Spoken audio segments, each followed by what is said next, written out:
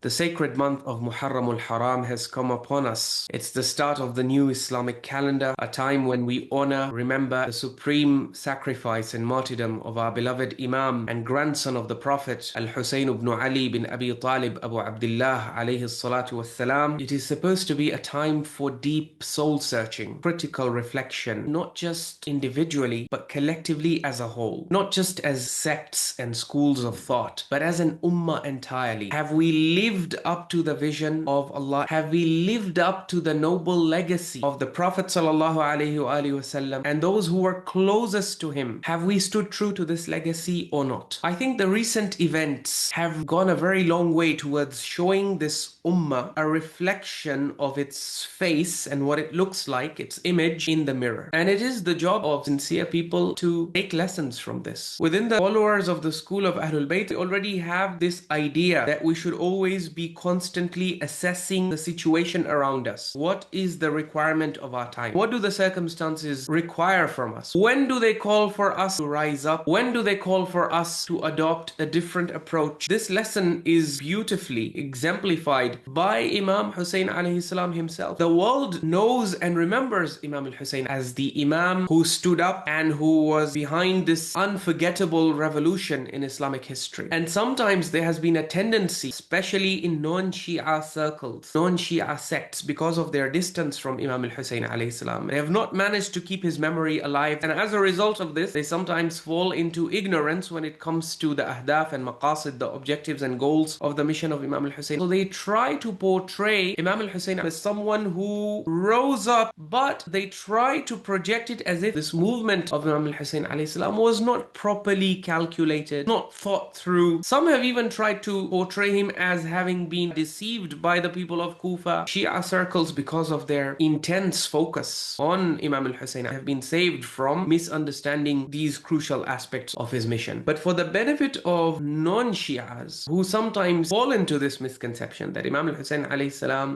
he stood up on the spur of the moment and he didn't think through and he didn't assess the situation. These people have not read the Qiyam of Imam al-Husayn. Imam al-Husayn was someone who studied the situations and circumstances of his time. He was very careful and very critical in studying his circumstances and then in acting in accordance with what was required at the given time. A lot of people only focus where Imam al-Husayn alayhi salam stood up. What they don't realize is that Imam al-Husayn was asked to rise up against another tyrant as well. We can bring out early original classical Arabic texts which document this, but I want our audience to walk with us. To enable you to walk with us, I'll give you a easy to access reference. Kitab al-Irshad by Sheikh al-Mufid. When al-Hasan died, the Shia of Iraq began to make plans. They wrote to al-Husayn about removing Muawiyah. Remember, before Yazid, you had another oppressor who was his father, Muawiyah. And so they wanted to remove Muawiyah and they wanted to give the pledge of allegiance to Imam al-Husayn. However, Imam al-Husayn refused them. I want you to highlight and underline this part. However, he refused them. What's going on here? You have a situation very similar to what happened before the actual event of Karbala. When you read the events leading up to Karbala, the Shia of Kufa writing letters to Imam al-Husayn, inviting him to come to Kufa to lead them and become their political ruler, leader, and administrator. So people think that, oh, Imam al-Husayn got influenced by letters that came to him from Kufa. He didn't think it through. If that is the case, our question is, how come the first time they called him about removing Muawiyah and giving the pledge of allegiance to Imam al-Husayn alayhi salam instead? However, Imam al-Husayn alayhi salam refused them. He flatly refused them. So he was not someone who could be swayed or unduly influenced. We can see this from the fact that the very first time they issued letters to him, he refused them. And what were the grounds for this refusal? He pointed out that there was an agreement and contract, the peace treaty between himself and Muawiyah. Remember, even though the treaty was signed by Imam al-Hasan, Imam al-Husayn was also a party to that treaty. I cannot break this contract until the period of the contract came to an end. When was the contract supposed to come to an end? With the death of Muawiyah. So that's why he says, however, when Muawiyah died, he would examine the matter. He doesn't say, I will come. He says, I will look into the matter. I will examine the matter. And that's why you will see in the other letter that he wrote, I'm sending to you my trusted confidant, Muslim ibn Aqil. He will study your situation. If he writes to me that the